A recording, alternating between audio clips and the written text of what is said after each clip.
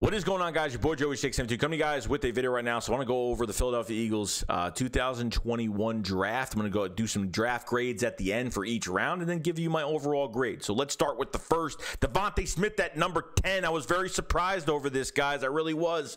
We moved up. We traded the third-round pick, got Devonta Smith, the best technical route runner in this draft. Pinched me. I still don't think that we got Devonta Smith at 10. The reaction was priceless for me and Philly 500. We were so shocked. We just didn't think it was going to happen. And it did. That draft board was so bad. From the fourth pick and Kyle Pitts, it just went south. And we didn't think we had a chance. We moved up with the Cowboys. Thank you, Cowboys, for doing that for us. And we get our number one receiver. It's going to make everyone better. And oh, I love this pick. I'm dying over this pick still. It's kind of crazy. Now, with the 37th pick of the draft, okay, we get a center in the second round and Landon Dickerson at 37, okay?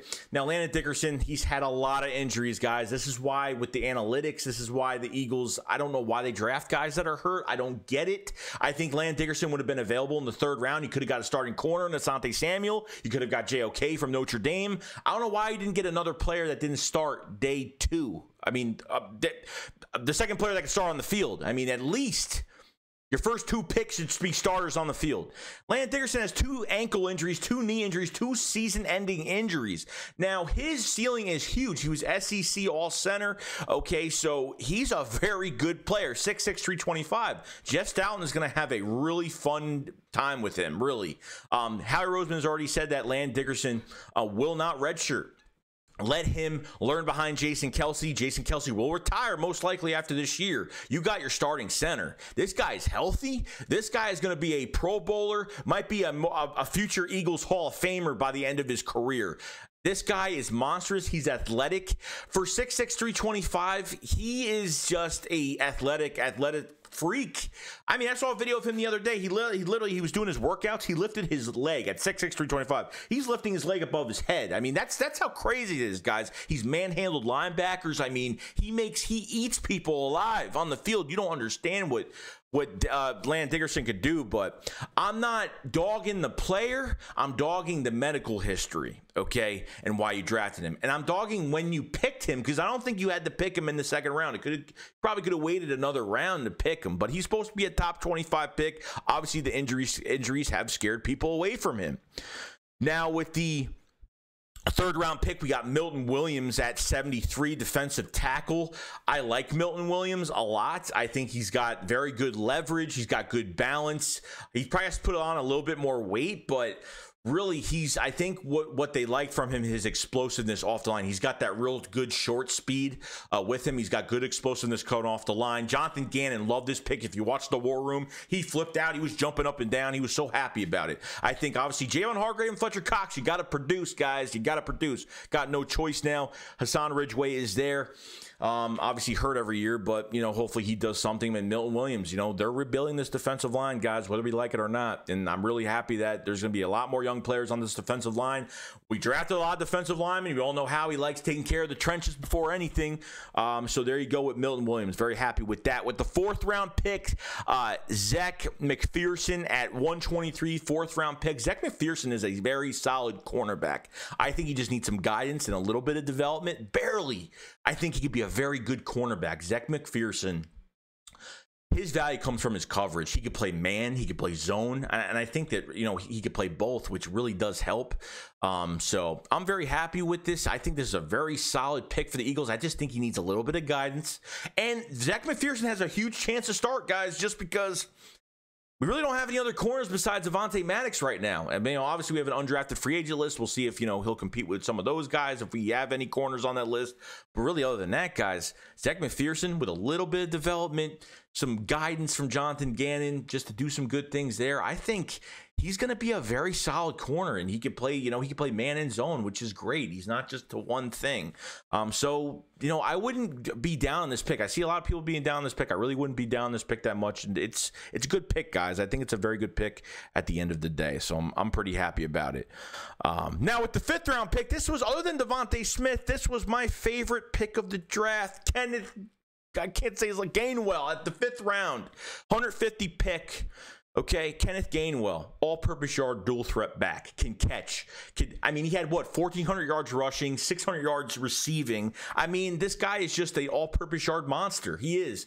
Look for, Boston Scott to walk after this year. Kenneth Gainwell is going to make this team, okay, and he might outplay Boston Scott. He might, because he brings more to the table than Boston Scott. I think he's better than Boston Scott. Jordan Howard, if he walks or if he stays as the third, as a bruiser back, if the Eagles want to re-sign him next year, that's fine. But, this is going to be your future 1-2 punch, which I'm hoping it is with the Philadelphia Eagles. Kenneth Gainwell behind Miles Sanders is going to be unstoppable. He's pretty quick. He's got a bruiser mentality. And if you saw a video of him, he knows how to pick up blitzes, and he's knocked. I mean, and Miles Sanders picks up blitzes very well. Kenneth Gainwell, he put Micah Parsons on his butt. Have you seen that video? He pancaked him. I mean, it was crazy to even see that. But he's like a bruiser tight end. He's like a bruiser running back as well, because he could take hits, and he's got very good balance on his feet. If he gets hit, he knows how to, kind of recover with his feet. Kenneth Gainwell is going to be a monster. He should have been a late second to an early third rounder. Total steal in the fifth. Total steal. Loved it so much. And, I thought that pick really did make sense. I thought it did. At the time I was like running back. I was like, you know what? Jordan Howard's probably going to walk. Boston Scott's going to walk. You're not going to pay all these guys next year, guys. Like, we're going to start to get our cap back next year. But we need to find, this is why you draft guys so you don't have to re-sign guys every single year. Unless, like, they're just amazing and you can't get, you have to have them. It's a different story. But it's Kenneth Gainwell. Very excited for him. Now the next pick, which I really wasn't a big fan of in the 6th round, 189, was Marlon Tupaleo. I'm trying to say his last name right. Defensive tackle from USC. Didn't like it at all. As you can see, he looks like, I don't know. He looks like he shouldn't even play defensive tackle. He looks like he weighs like 100 pounds for a big guy. So, like, you know what I mean? He's very undersized, guys. He could shed blocks, but it's only going to get you so far in the NFL. So this pick really wasn't a big fan of it at all. But the next pick, I was a really big fan of it. The 6th round, the 191 pick, defensive end from Coastal Carolina, Tyronn Jackson. Tyronn Jackson's got good footwork. He's got really good leverage with his arms. His bull rush is good. I think the only thing people are dogging on him about is really his bend around tackles. He doesn't bend very well, which you really have to bend. And then obviously once you bend, you can get around. If you have a free release off the line, then you get to the quarterback, get pressure, and do some good things. Derek Barnett's going to be a free agent after this year. He's making $10 million this year. Derek Barnett hasn't really shown he's a 1st round pick, and not in a while. Can't stay healthy, whatever. Brandon Graham's probably going to retire after this year. And really, it's just Josh Sweat and obviously some other guys that have been on practice squad. They're going to try to get their chance. But I'm telling you, Tyronn Jackson has got a good chance to be a nice, productive, little bit of development. And you can get a really good production out of him, for the future. So I think he's only going to learn and he's only going to get better in this rotation. So I just need to get these guys on the field. Okay. And that's the most important thing. I think Tyronn Jackson is going to learn a lot, and he's going to play very, very well. I actually like this pick. A lot. So I'm definitely rooting for him. Definitely. The next pick, we have Jacoby Stevens from LSU. This one is very interesting. Like Jacoby Stevens, the head coach from LSU has said some good things. He was the leader of the defense, pound for pound linebacker, could blitz, can cover, could do anything you want him to do. I don't know if people have been dogging on this pick. On top of it, obviously he's got flaws, but I think it's mostly because of his weight. And his speed that won't translate to the NFL. I'm not sure. To me, he looks like he takes good angles on tackles. I think he's an excellent tackler. I think he does a very good job. But this is just a wait-and-see approach. He's entering a linebacker room that's very crowded. Jannard Avery, Eric Wilson we got from free agency. Sean Bradley, Davion Taylor, the 3rd round pick from last year. You know what I mean? Jannard Avery's coming back for obviously playing defensive end now, going back to his original position. So there, TJ Edwards, just a lot of guys, a lot of linebackers this year. So I think Jacoby has a very good chance to compete and could beat it. Well, we're going to see who could be the 2nd, 3rd string. We're going to see those who could be. Is Davion Taylor going to step up? Is Sean Bradley going to step up? I think it's really where it's going to matter the most.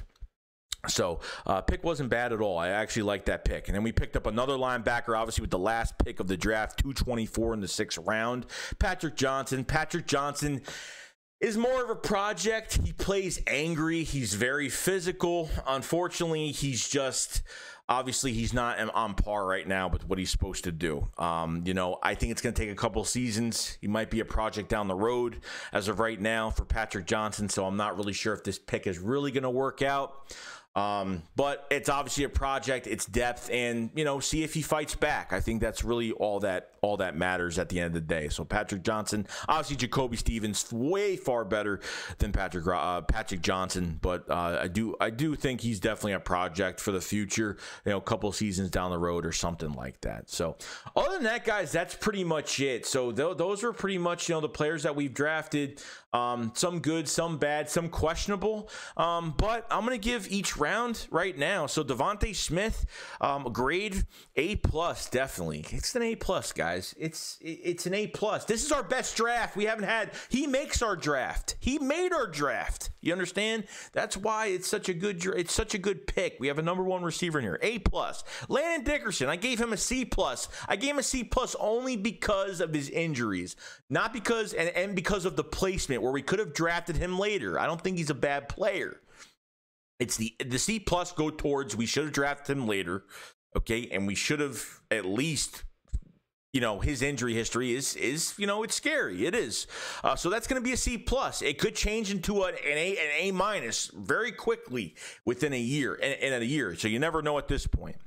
So defensive tackle Milton Williams in the 3rd round, I give him a B. He's solid. He's a solid, you know, rotational player that he was supposed to be drafted as a rotational guy. And you know what? In a 4-3 scheme, he's going to play fantastic. He's got all the tools. He just needs more time. And I think, you know, you're rebuilding this defensive line. I want to see these depth pieces make, you know, I don't want to spend money on depth pieces anymore. I want to draft guys like this that, you know, Jonathan Gannon's very excited about this Milton Williams pick, so I give him a B. Zack McPherson, the cornerback from Texas Tech, I'm giving him a B+. I think he's going to be better than what I thought he's going to be. He's going to be a solid corner coming in. He's going to put in the work and do a really good job. I want to see him against, obviously, these other receivers we have at camp, preseason. But Zack McPherson, I think he's solid, can play man, can play zone. I think it's something to where you could have a future corner here. So I'm very excited for Zack McPherson. Now, Kenneth Gainwell, I gave an A-, okay? An A- is definite because he is a 5th round steal, 100% all dual threat back. He'll be the future back behind Miles Sanders. Is going to be a fantastic back. He's going to get a lot of yards for us, can line up anywhere on the field. He's going to create so many mismatches with what we have on the field already. So I'm very excited. That's an A- right there. That is fantastic. Okay, now Marlon Tupalatic, the 6th round pick, the defensive tackle from USC. I gave it a D. Not a good pick at all. I don't think he's going to do much. With the 191st pick with the 6th round, defensive end Tyronn Jackson from Coastal Carolina, I put him as a B+. I think he's actually going to be a pretty good player. I think he's going to be a solid player, solid rotational guy on the edge, and soon to be will be a starter for the Philadelphia Eagles, depending on what they're doing with Josh Sweat. You could have Tyronn Jackson and Josh Sweat being your starting defensive ends, you know, maybe going into next year or the year after, so you never really know. So I'm very high on this pick. Great leverage, great motor, and I think the motor is the one thing is he doesn't get tired quick either. I mean, he keeps going. He's got a fantastic bull rush, so very happy with Tyronn Jackson. Jacoby Stevens at 224, 6th round. I gave him a B. I think there's a lot of improvement that needs to be made with him, but I think in a role-playing system, I think with this system, I think he needs to be in a good system, and they use him the right way and use him to his strengths, what Jonathan Gannon will do. I think he'll become a really good linebacker here because he's got more years here now because he was drafted, other than these other guys that have 1-year deals. There's more pressure on those guys, but with, you know, you can work with Jacoby Stevens and see what he could do. He's a 3-down linebacker. He can make the calls. He's a leader. He's a team leader. He's everything you want in a linebacker. He really is. He's good. I think he's very solid, but obviously a little bit more improvement, and the Eagles need to just get their hands on him and see what he could do. So I think this is a solid pick for the future, definitely. And really, yeah. And other than that, Patrick Johnson from Tulane. Okay, I gave a C. I gave for Tulane. I gave Patrick Johnson a C just because he's a project down the road. So, you know, I don't really know what his main issues are. It just could be just not enough experience. It could be just he needs more time in a new system. I don't know what it is. but he's definitely going to be a project, a 2-year project probably down the road, and obviously be a good depth piece for the Philadelphia Eagles. See what he has, but I think you could do something with him, later down the road, and maybe he'll come up. Maybe he'll do a lot better. So other than that, guys, that's pretty much it. So my main grade, my overall grade for the end of this draft is going to be a B-. I think obviously it would be a C. It would have been a C- if Devonta Smith wasn't drafted. Obviously Landon Dickerson had plenty to do with this as well, being a bit, not going to an A or a B+, just because Landon Dickerson was drafted in the 2nd round, and obviously you need 2 starters. And we need to see what happens here. Landon Dickerson's got a lot of issues right now, and hopefully he's healthy. That C+ will turn into an A+ within a year if he gets healthy. Instantly. If he was healthy right now, A+, boom, steal. Supposed to be a top 25 pick. We got him at 37. I think we could have drafted him. The formula, I think we could have drafted him in the 3rd round. We could have got our corner in the 2nd round, Asante Samuel, or something to start on the field this year. That's all I'm saying. I'm not hating the player. I'm hating his injury history and where he was drafted. That's all I'm hating on. I'm not hating on him at all. He's going to be he's going to be a stud. He's going to be crazy. So, and really other than that, guys, other than Marlo Tupa, the defensive tackle from USC, I can't even say his name right now. I think, obviously the grade goes down because he's so undersized. He looks like he shouldn't even play football, period. He's a very undersized guy. I mean, you can just tell by looking at him, and he's not going to do much for us. He's got to put on a lot of weight, which you're not going to put on that much weight. I don't even know what his weight is right now. I think I wrote it down the other day. I forgot, but this really puts it down. And really, other than that, that's really it, guys. I mean, those are really only downfalls of the draft. I like the Devonta Smith pick, the Zack McPherson pick. I like the Milton Williams pick. The Kenneth Gainwell pick I loved. Tyronn Jackson I loved. I mean, you can go down the line, guys. I loved all the. I mean, Jacoby Stevens is going to be a good player too. So there's a lot of upside from this draft. Now, was it the best draft by formula? No, but they're definitely pretty solid picks here for the Philadelphia Eagles. It might be better than we think it is because when the draft happens, we just have our raw emotion and we just go overboard. But I think it was solid. Do I think it's the best in the division? Definitely not. But I think it was a solid start for the Philadelphia Eagles. And you still got 10 picks in 2022. We traded 2 6-rounders this year, or I think it was a 6th and a 7th. We traded with Washington. We got their 5th. So now you could potentially have 3 first rounds and another 5th. You're going to have 10 picks in this draft next year. And hopefully Howie Roseman is fired because I didn't like what he was doing with some of these picks. I didn't like what he was saying at his press conferences. I don't know. I'm not going to get into all that. But B- is the draft grade for the Philadelphia Eagles. Do appreciate everybody coming here. If you guys haven't subscribed to the channel, please subscribe to the channel. And check out some of my other videos. Obviously, I'm going over more draft stuff. I'm going to go over the undrafted free agent list soon. So stay tuned for that. Other than that, guys, I will see you guys later. Shakes code up, files fly. Peace out, guys. Peace.